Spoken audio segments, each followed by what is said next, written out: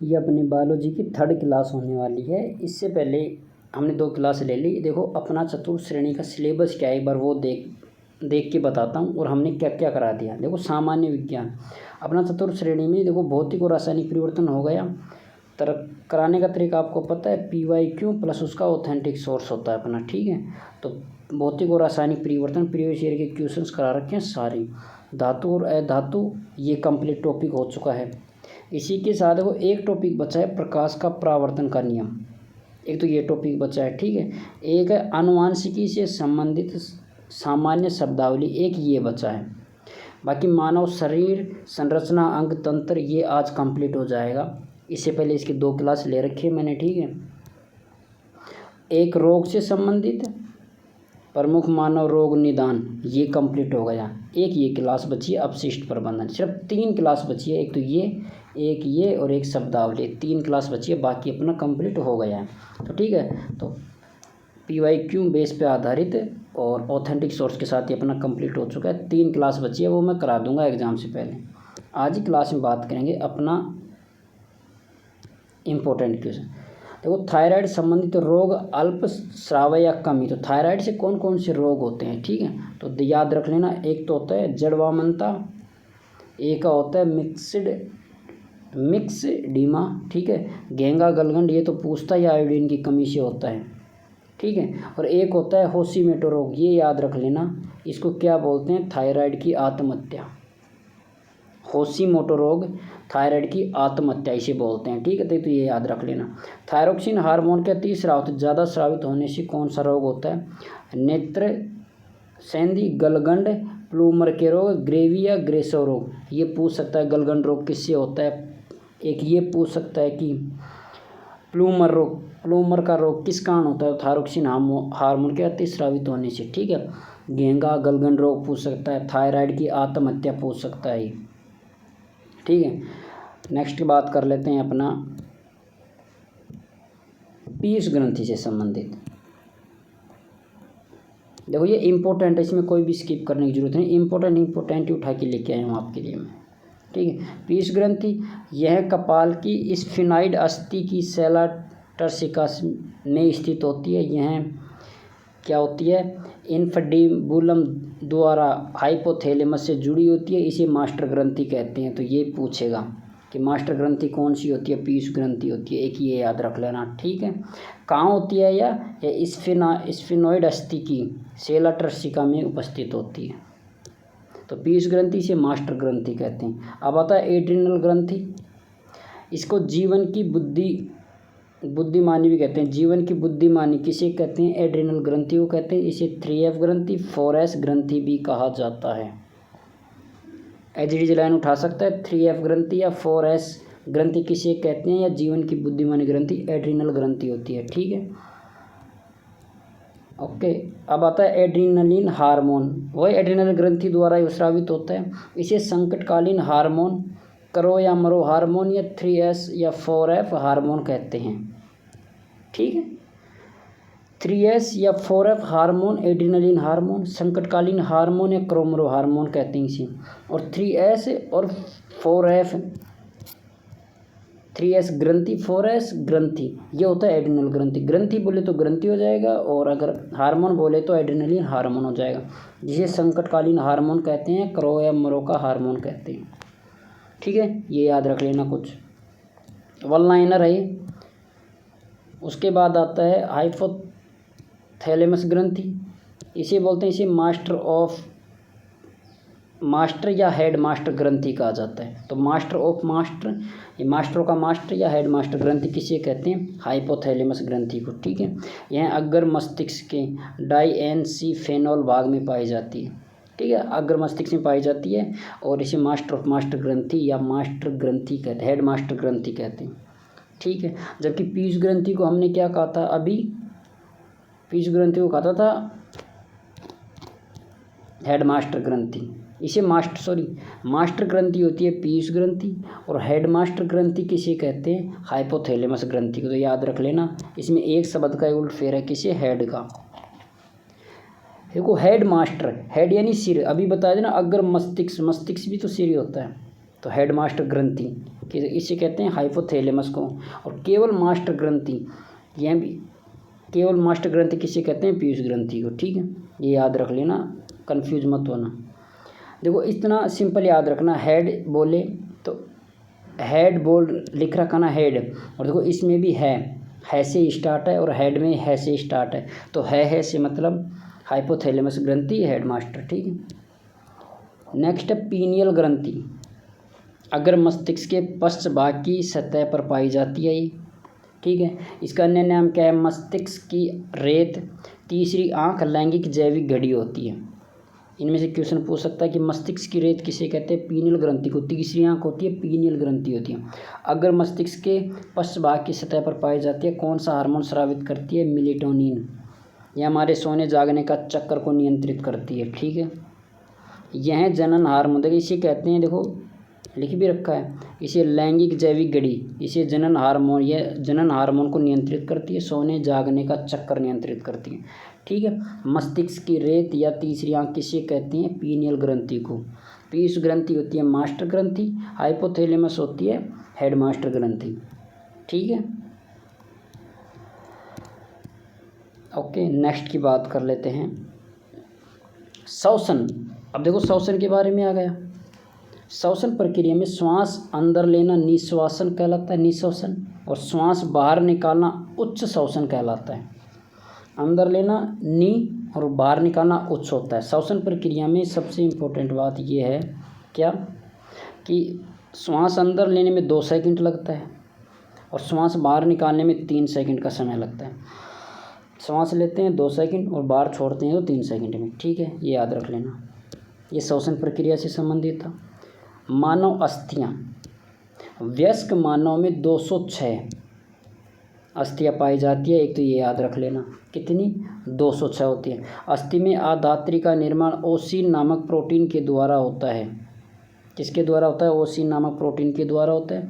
इसमें calcium magnesium के लवण पाए जाते हैं, जिसकी उपस्थिति कारण अपनी हड्डियाँ है ना दृढ़ और कठोर होती हैं, जिसके कारण अस्थि कठोर होती है, दृढ़ होती है। ठीक है, और फीमर, अस्थि में फीमर जो अपने बैक की होती है ना, फीमर देखो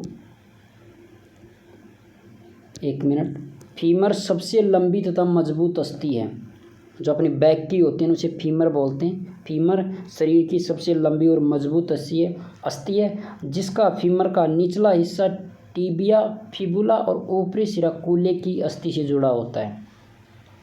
ऊपरा सिरा कूल्हे की अस्थि से जुड़ा होता है अपना, और निचला सिरा टीबिया फिबुला से होता है। ठीक है, अब इसमें कुछ शब्दावलियाँ हैं वो बात कर लेते हैं।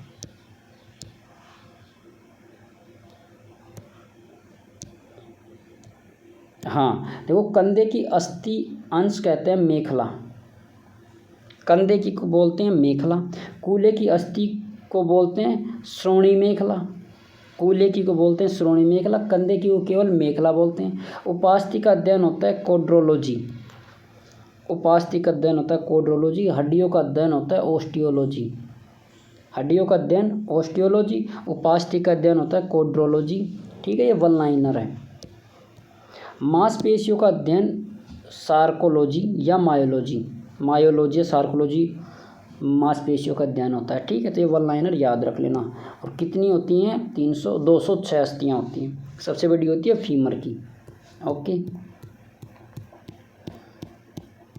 तो ये वन लाइनर भी याद रख लेना। इसी के साथ ही मानव पेशियाँ, अस्थियाँ 206 बताई थी वयस्क में। मानव शरीर में कुल पेशियों की संख्या होती है 639 मानव पेशियों में। सबसे लंबी मांसपेशियाँ होती है साइटोरियस होती है, सबसे लंबी क्या होती है, साइटोरियस, जो मनुष्य की जांघ में पाई जाती है, जांघ में। ठीक है, और फीमर भी जांघ में पाई जाती है। हाँ, सबसे बड़ी जांघ में पाई जाती है, सबसे छोटी कान में पाई जाती है। ठीक है, हाँ, तो फीमर हड्डी में नहीं, बैक में नहीं पाई जाती, याद रख लेना, जांघ में पाई जाती है। ओके, और सबसे बड़ी देखो, सबसे लंबी मांसपेशी होती है साइटोरियस, जो जांघ में पाई जाती है। सबसे बड़ी मांसपेशी होती है ग्लूटियस मैक्सिमस है, जो कूल्हे में पाई जाती है। तो कूल्हे में सबसे बड़ी पाई जाती है, जबकि जांघ में सबसे लंबी पाई जाती है, जबकि सबसे छोटी पेशी होती है स्टेपीज, जो कि मनुष्य के कान में पाई जाती है। ठीक है, और अस्थि सबसे बड़ी क्या होती है? फीमर होती है,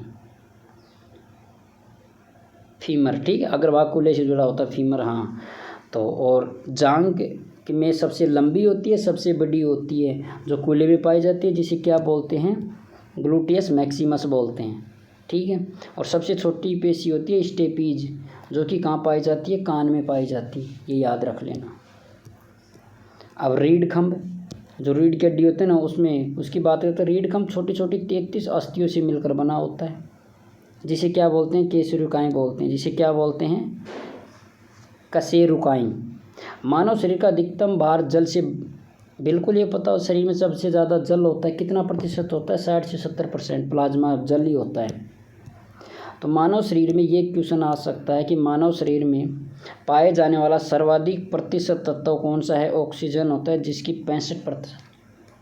जल होता है, लेकिन अगर प्रतिशत में तत्व पूछ ले तो ऑक्सीजन होता है, लेकिन ऑक्सीजन के साथ साथ होता है कार्बन 18%, 18.5, हाइड्रोजन 9.5, नाइट्रोजन 3.2, कैल्शियम 1.5 और फास्फोरस 1% होता है। तो ऑक्सीजन के अलावा भी कार्बन, नाइट्रोजन, कैल्शियम, फास्फोरस पाया जाता है अपने शरीर में, लेकिन सर्वाधिक प्रतिशत तत्व ऑक्सीजन है, 65%। ठीक है, इसी के साथ ही अब लास्ट अपना जनन। जनन से संबंधित एक क्वेश्चन हमेशा आता है, एक क्वेश्चन तो पक्का आएगा। ठीक है, तो इनकी बात कर लेते हैं जनन से संबंधित। चलो देखो, जनन दो प्रकार का होता है, लैंगिक, अलैंगिक। लैंगिक में क्या होता है कि नर और मादा दो अलग पार्ट होते हैं। ये नर होता है, एक मादा होता है, जानते हो, अलग अलग, पूरे समझदार हो। तो इसमें दो जनक होते हैं, नर व मादा मिलकर संतति मतलब बच्चे उत्पन्न करते हैं, संतति का निर्माण करते हैं। ठीक है, अलैंगिक में क्या होता है? केवल एक ही जनक संतति होती है, एक ही जनक संतति का निर्माण करता है।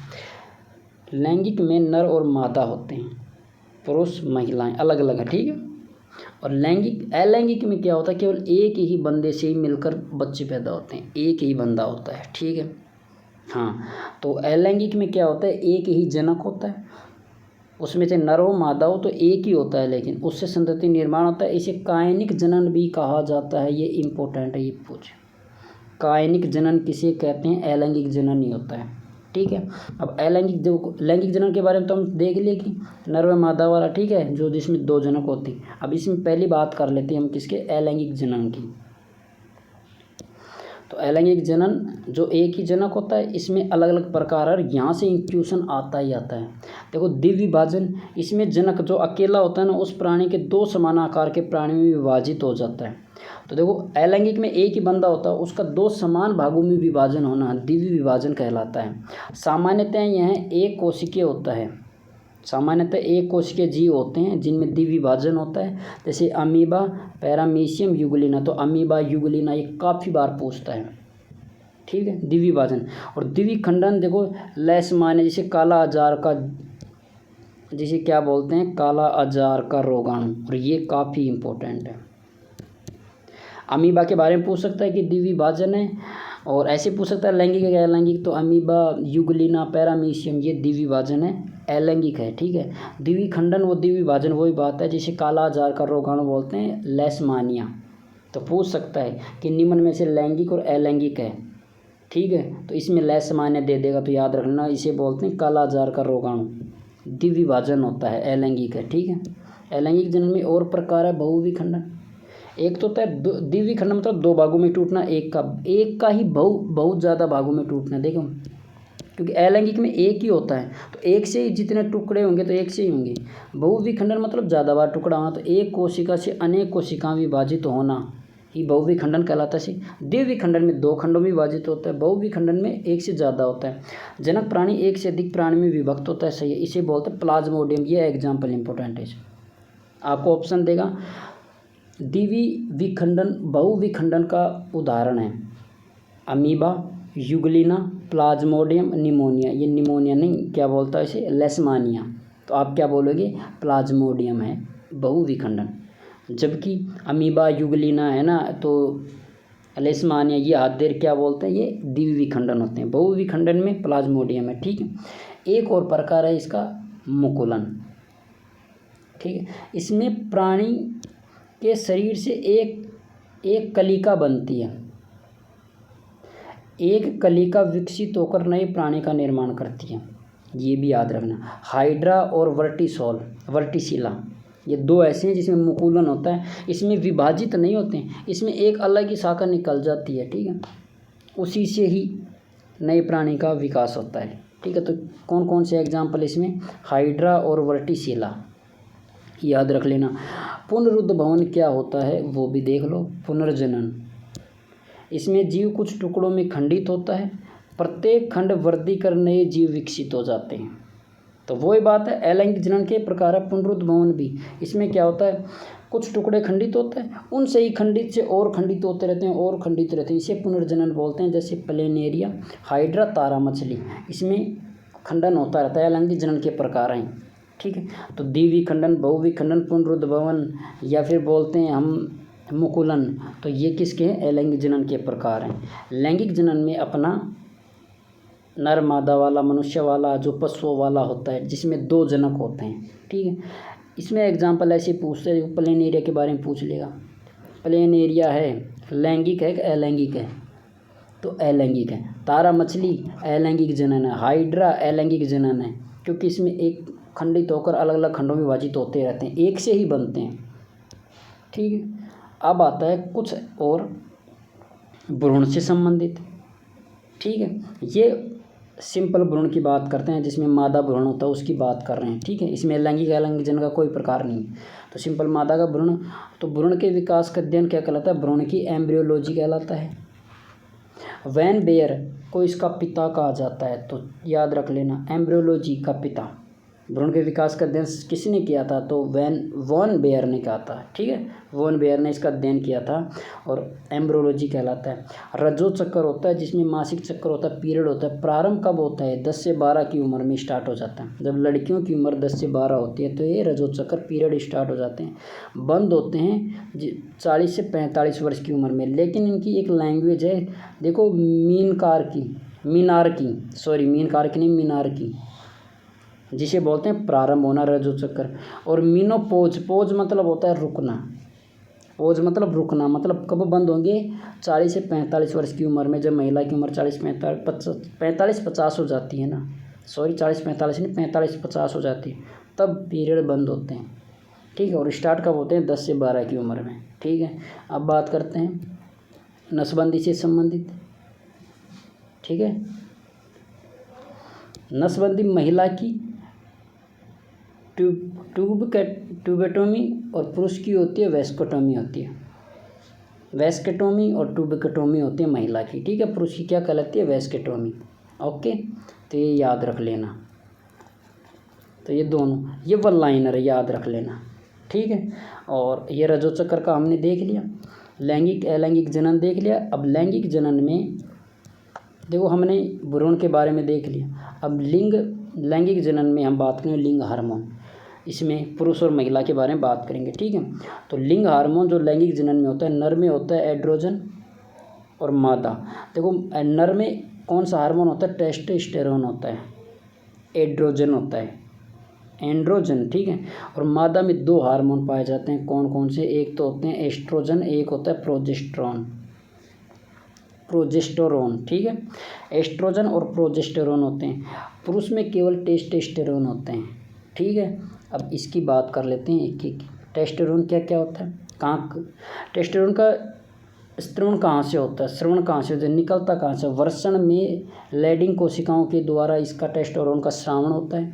यह स्टेरॉइड प्रकृति का एंड्रोजन होता है। किस प्रकृति का होता है, स्टेरॉइड प्रकृति का होता है, और वृषण की लैडिंग कोशिकाओं द्वारा होता है, ठीक है। जिसे टेस्टोस्टेरोन बोलते हैं इस हार्मोन को, खुलकर तो क्या ही बताऊँ, सब समझ रहे हो। और द्वितीय या गौण लैंगिक लक्षणों के विकास हेतु उत्तरदायी होता है। तो टेस्टोस्टेरोन किसके लिए, द्वितीय व गौण लैंगिक लक्षणों के विकास के लिए उत्तरदायी होता है टेस्टोस्टेरोन। और बात करते हैं ये पुरुष हार्मोन, इसे बोलते हैं पुरुष हार्मोन भी कहा जाता है, ये इम्पोर्टेंट। पुरुष हार्मोन होता है, वृषण कोशिकाओं के द्वारा इसका स्त्रवण होता है, द्वितीय व गौण लैंगिक लक्षणों के लिए उत्तरदायी होता है। और बात करें इसकी, यह स्टेरॉयड प्रकृति का एंड्रोजन है। अब मादा में दो प्रकार के होते हैं, अभी हमने जस्ट देखा था, एक तो होता है एस्ट्रोजन, एक होता है प्रोजेस्टेरोन होता है। एस्ट्रोजन की बात करें तो यह ग्रेफियन पुट्टिका में, ठीक है, और जबकि प्रोजेस्टेरोन होता है कॉपर्स ल्यूटियम द्वारा होता है। किसके द्वारा होता है? कॉपर्स ल्यूटियम के द्वारा होता है, इसका स्त्रवण होता है, ये निकलता है। जबकि एस्ट्रोजन होता है ग्रेफियन पुट्टिका में, इसका स्त्रवण होता है, निकलता है ये, ठीक है। एस्ट्रोजन किसके लिए उत्तरदायी होता है? यह सुंदरता के लिए, इसे सुंदरता का हार्मोन भी कहा जाता है। काफ़ी इंपॉर्टेंट क्वेश्चन है, यहाँ से पूछ सकता है। सुंदरता का हार्मोन एस्ट्रोजन होता है, जबकि प्रोजेस्टेरोन होता है, इसे गर्भ हार्मोन कहते हैं। महिला में गर्भ हार्मोन का उत्तरदायी कौन होता है? प्रोजेस्टेरोन होता है, जबकि सुंदरता का होता है एस्ट्रोजन होता है, ठीक है। ये गौण लैंगिक लक्षणों के लिए उत्तरदायी होता है, जबकि ये गर्भावस्था से संबंधित होता है, ठीक है। वो गर्भावस्था से प्रोजेस्टेरोन होता है, सुंदरता से गौण लैंगिक लक्षणों के लिए एस्ट्रोजन होता है। तो महिला में दो हार्मोन बताए थे, ठीक है। और ये मादा जननांगों के मादा के जननांगों के लिए विकसित होता है, जबकि गर्भावस्था में रक्त संचरण बढ़ाता है, जो भ्रूण के रोपण हेतु तो आवश्यक है। तो गर्भ से संबंधित, भ्रूण से संबंधित कौन सा होता है? प्रोजेस्टेरोन होता है, जबकि गौण लैंगिक लक्षणों के लिए एस्ट्रोजन होता है, जो मादा के जननांगों का विकास करता है, ठीक है। तो गौण लैंगिक जन लक्षणों के लिए। और प्रोजेस्टेरोन होता है कॉपर्स ल्यूटियम द्वारा स्रवण होता है, जबकि गेस्टेरोजन होता है ग्रेफियन पुट्टिका में, इसका स्रवण होता है। और जबकि टेस्टोस्टेरोन तो होता है वृषण की कोशिकाओं में होता है, ठीक है। तो ये थे अपने मादा जनांगों के से संबंधित लिंग हार्मोन। अपने यहाँ कंप्लीट, ये चैप्टर कंप्लीट हो जाता है। 3 वीडियो बनाए थे, छोटे छोटे 8-9 मिनट के ही वीडियो हैं, ज़्यादा बड़े नहीं हैं, तो ये पूरा याद रख लेना। लेकिन देखो ये जो मैंने बताया था ना, लैंगिक अलैंगिक, यहाँ से क्वेश्चन ज़रूर उठता है, तो ये कंप्लीट देख लेना, बहुत इंपॉर्टेंट है, एक क्वेश्चन ज़रूर आएगा। इस प्रकार हमने लगभग सभी कर लिया कंप्लीट।